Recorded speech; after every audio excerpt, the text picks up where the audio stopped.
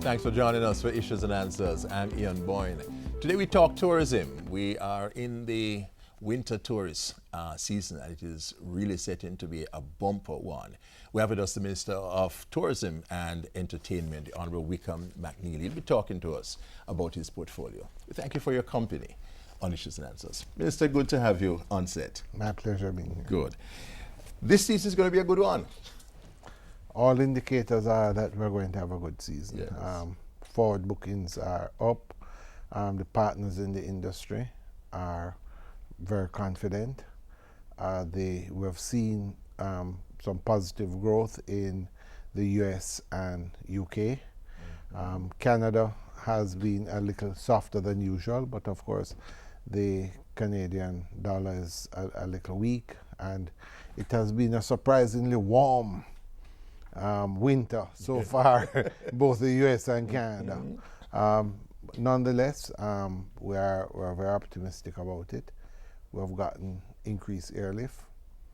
We have about 60,000 new additional seats coming on stream, of which 50,000 of that are out of the US market, which is our main market. So we're pleased with that. And so the winter is shaping up to be a good winter. We expect to get more arrivals than we did last year. Also, we have some new product that was not in the market last year. Places like Moon Palace were out, coming on stream. Next month we should see Melia. The Melia Braco will be opening first week of January. The Rio in Negril has undergone a total refurbishing. A lot of work has been done at beaches in Negril. So we have a lot of new product and refurbished product coming on stream, which will also help. So it's shaping up to be a good winter. And we have had investments of what, to the tune of about what, 500 million US dollars. Yeah, and a lot of that has been in refurbishing. And so we would all have seen the work that has been done in places like Sensatori Negril or Hyatt, which was formerly the Ritz-Carlton, or Royalton in Trelawney. So a lot of that, the first stage was refurbishing. But what we're seeing now is the next phase, which is new rooms coming on stream.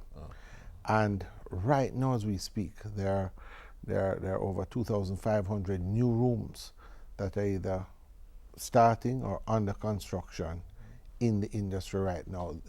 And this is unprecedented. At no stage, even in the 2000s when we had the Spanish hotels being built, did we have this amount of new rooms. This is unprecedented. Unprecedented. So, you know, if you look at places like Bahia Principe, 450 rooms, which is almost up. You know, interestingly, the Pablo Pinero was here earlier this year. You know, he asked me to come and meet with him, and he said, Minister, look at the sun, look at the sea. My rates are up, the occupancies are up. I've told them 450 rooms, we build it by Christmas. I laughed. I said, that's very optimistic. I mean, every time I drive past, it's amazing. And they're almost ready. I understand they're going to open soon. You look at Royalton, another 200 rooms. Secrets is building a new hotel called Breathless. The Cameron is adding rooms. Rio is building a new hotel in Montego Bay, 450 rooms, plus a 50-room expansion of the Rio Palace. In Negril, you have both Sensatori building the new 150 all-suite in Negril, and the Grand Lido Royalton has started construction. I think it's about 600 rooms. So it's a huge expansion, and those rooms will come on stream, some of them next winter season, and certainly going into 2017. It's going to be a very positive year. You add to that all the other things that are on the horizon, Charisma, Ocean 10, China Harbor. the future, medium and long term for Jamaica's tourism is in a good place. So we're very pleased about that element. And what has been driving this boom, Minister? What has the government been doing right? Why is Jamaica so attractive as a tourism location of investment? There are a number of things. The first thing that I put on the table is the fact that in terms of the marketing, right now Jamaica is hot. There's tremendous demand for Jamaica. So the rooms we have are full. You know, you try and call, I mean, people are calling me every day, they want a room over Christmas, they want a room in January. Rooms are hard to get. Then when you do get them, they're very expensive because they're limited now. So it means that the yields are up. And once the yields are up, it's a good investment opportunity.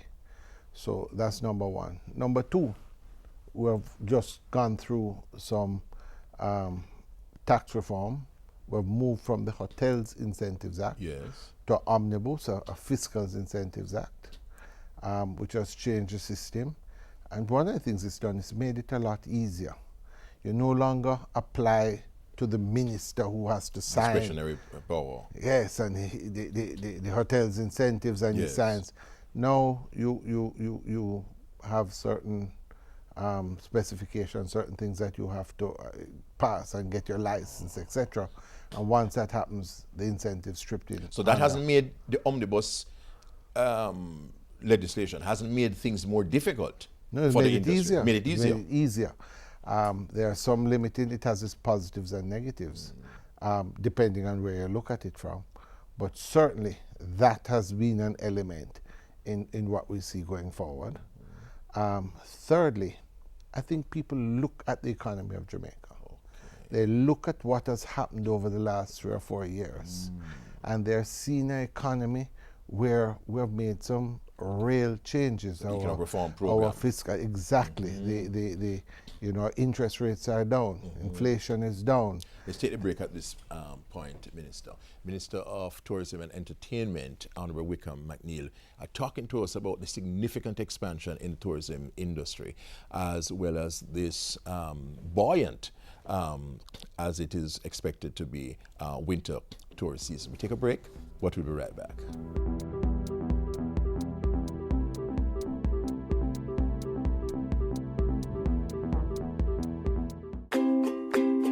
Jamaica, among the top 10 most improved economies in the world. That's right, our island's business environment has advanced to the extent that the World Bank has noticed. The multilateral agency has named Jamaica one of the most improved economies globally in which to do business in its newly released Doing Business Report 2016. This ranking is attributed to Jamaica's implementation of 4 major reforms over the past year. Investors have noticed too and are coming on board. So let's continue to work together to make Jamaica the place of choice to do business.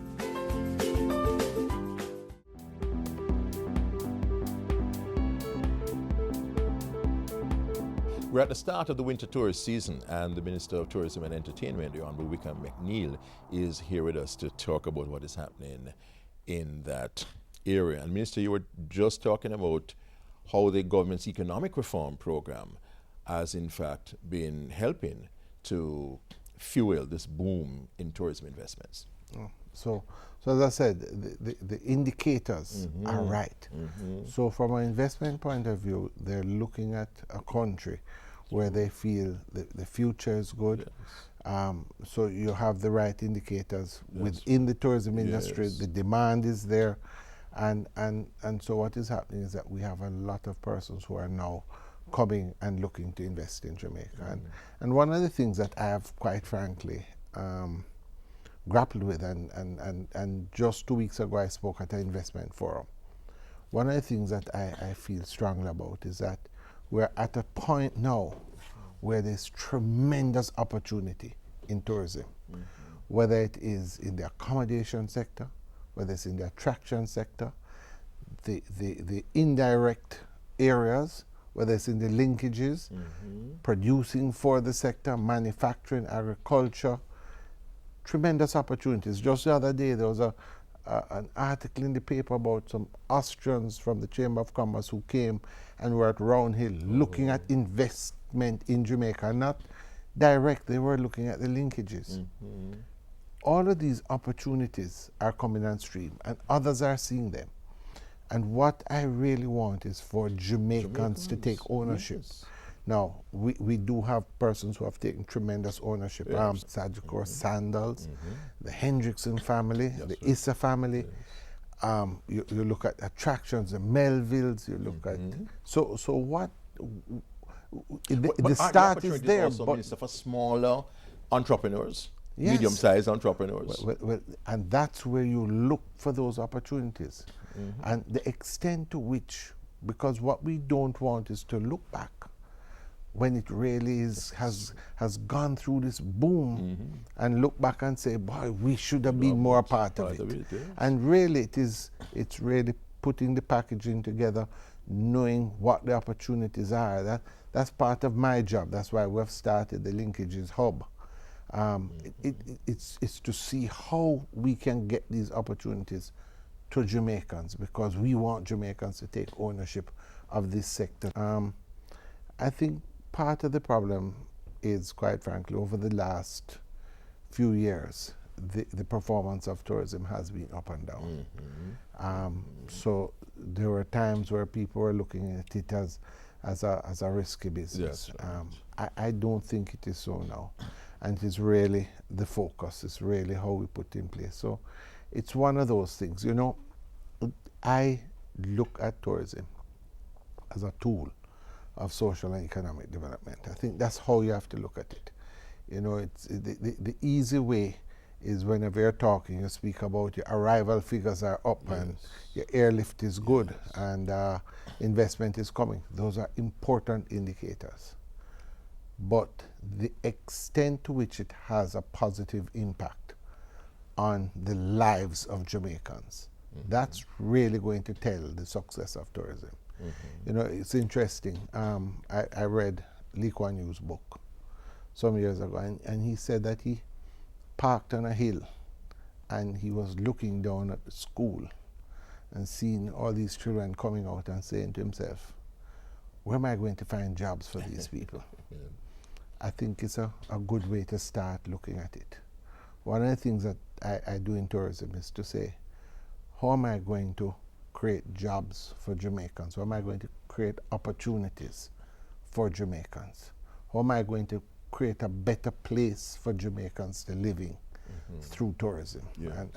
And so our focus in the ministry has somewhat shifted over the last 3 or 4 years from straight marketing and sales to how you're going to have a positive impact on the economy. We want to talk about that, Minister, so I want to invite you back to talk about some of those issues. So the Minister will be back with us next week. We have been talking about tourism. Many interesting things are happening in the field. We're going to continue this discussion next week. Until then, Ian Bourne wishing you a very pleasant day.